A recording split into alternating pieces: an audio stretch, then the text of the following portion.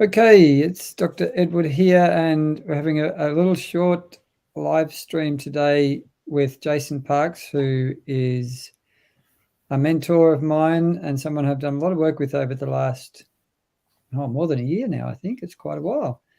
But we're having Jason come in next Thursday evening to do an intensive workshop, which is about going beyond the law of attraction. Sorry, Edward, I've lost you completely.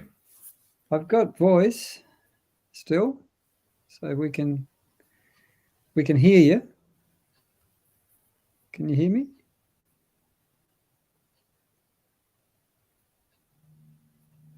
No? You're back.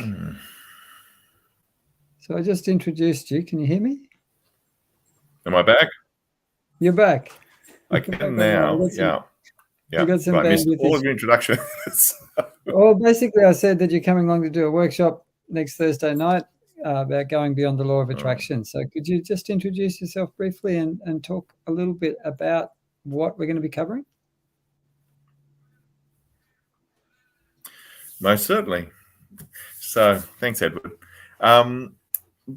Well, I'm Jason Parks from The Life Principle. I'm an energetic therapist and mentor, working a lot with, apart from the energetic therapy side of things, I do a lot of work with universal law and with energy dynamics. So Dr. Edward and I were talking about just some of the principles about prosperity, and it came across me. I thought, well, this might be a good idea for a masterclass, and so we've put it together.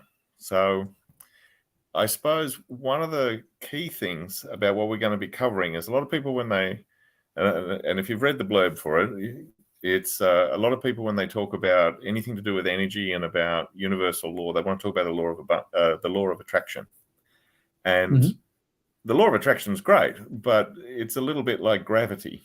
It's very powerful, but you don't have to manage it.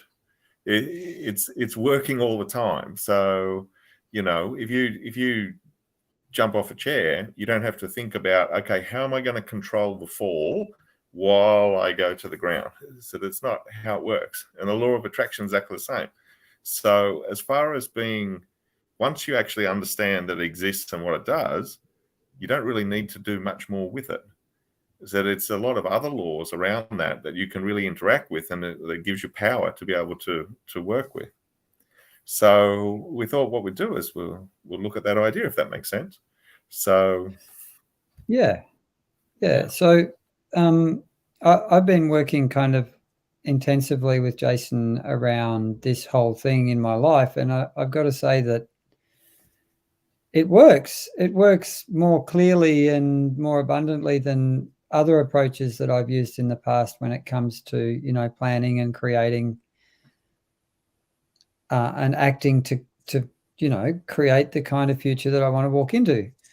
So, you know, that's part of the reason why I'm really excited that you're coming along to go into depth with this over this 2-hour session next Thursday evening, because the law of attraction, you know, that movie and the book, it was tremendously popular. But when I did try to just apply the simplistic type of approach that these people put forth, I didn't get anything like the results that I do when you have a more refined understanding of the other laws that you need to be acting in alignment with and making use of. Yeah, that's a huge point. Yeah, is that you can get results, like they're good results, but that's all they are. They're only good. It's that you could be getting just stunning results at exactly the same amount of effort, just if you know where to put it. So yeah, like a lot of these things, it's not so much, it's not about more effort. It's about putting the effort exactly where it needs to be. It reminds me of the story of the Zen butcher, which I know is kind of a paradox in a way. But, you know, when he started out as an apprentice, he'd have to buy 3 new knives every year because he'd wear them out. And then after 10 years, a knife would last him 3 years. But for the last 20 years of his work, he didn't have to buy any new knives at all.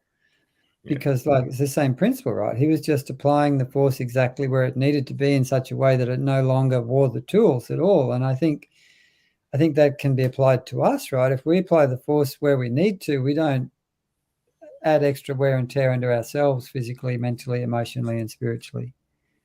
Absolutely. And it's, I think one of the key things about we're going to talk about is really about the existence of the soul as a tangible reality, not as a concept. So most people talk about the soul and they say, oh, well, we interchange the terms. So there's a soul, there's a spirit, there's a consciousness. So, but the work that I've done over time has demonstrated to me that it's like they're three completely different things and they coexist simultaneously. So if we don't even know that, how do we expect to be able to get anywhere? It's like, there's a lot of basics. There's a lot of basics that people don't have. I think that's a bit of a problem. I mean, there's been a kind of a renaissance in spirituality in the last 20 odd years, maybe even a bit longer, with the kind of New Age and all of that sort of stuff. And I've been tangled up in that New Age soup here and there fairly comprehensively over time. But what I have found is that a lot of people in that world are extraordinarily ungrounded. And I could put my hand up for me being that way when I was first exposed to a lot of this stuff, and not very practical. Well, I think one of the things that I love about your work is that it's practical spirituality. It's spirituality that expands your life and helps you get incredible results in your life. Yeah. I use the term applied. I say applied spirituality. Oh, I like that, because that's the point. So spiritual practice really is a tremendous servant to our life, or an absolutely tyrannical master. And and we've got to sort of get our head around that. But that's the difference between the spirit and the soul. So if I can just clarify that for a minute. Yeah, please do. So what happened is a lot of practice, as we see it now, is based on the spirit. So what the spirit does is, the spirit is that thread of source that comes in, and its job is, because it's not like made from source, it is actually an extension of source. So the Sufis have this beautiful saying. They say that we are tassels on the rug that is God. Oh, I like that. Yeah, and that's spirit. That's what they're talking about. So spirit is a literal thread of source, like almost like a little tendril that comes down, and that is a beam of light that sits right through the middle of a person's energetic field. And if you're doing that work, you'll connect to it, and you go, oh, I can experience that directly. So that has all of the ability of source, all of the reach. So it has essentially an infinite capacity to create. But what it doesn't have is, it doesn't have discernment. It doesn't have desire. It doesn't have any of those things. So what it does is it creates and observes, and in doing that, it allows for the expansion of the universe. But the problem that it has is that it doesn't have that ability to create anything worthwhile from our perspective. So for spirit, it's just every creation and observation is equal. So, it's one of those things. It's like, sorry? So it doesn't care about your level of comfort in your journey. Not at all. Yeah. And often if you just work directly with spirit, you can have incredibly challenging, uncomfortable experiences. Absolutely. Yeah. And because the ethics of spirit are very much that there is absolute equality. So, it's like, pat a puppy, kill a puppy. It's just a different thing to observe. Yep. And I know it's an awful example, but I choose it deliberately because in spirit, that's what it's like. If we think that, yeah. So then when you start connecting with soul as a separate entity and working with soul, what are the benefits of that? Because I know we're going to dig into that in a much deeper way in this intensive workshop. Yeah, we're going to dig into it in a really deep way. So the thing about the soul is, without too many spoilers, the soul is really in a process of healing, and it heals through creation, but it has to create certain things. So what happens is, if we create something that is in alignment with the soul contract, which is something we talk about as well, it said what that does, part of that contract is to heal the soul. That's why the spirit and the soul join forces in the beginning. That's why they form the body to walk around in and the consciousness to interact with. So that's why they do all those things. So the healing is vital, but the soul in itself, it is really the governor. So the kind of energetic work that I do, where my work is different to a lot of other practitioners, is a lot of practitioners are working on the systems.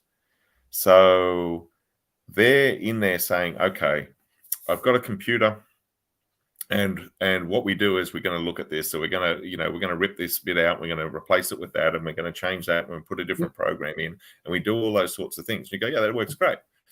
What my work is the restoration of the soul. So it's like, okay, I'm going to get a better computer operator and I'm going to put that in front of that same computer.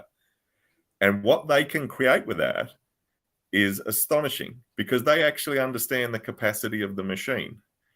So the work that we're sort of doing, like the Life Principle work, is about the restoration of the soul, not just the restoration of it as a body, for want of a better term, but as a functioning system.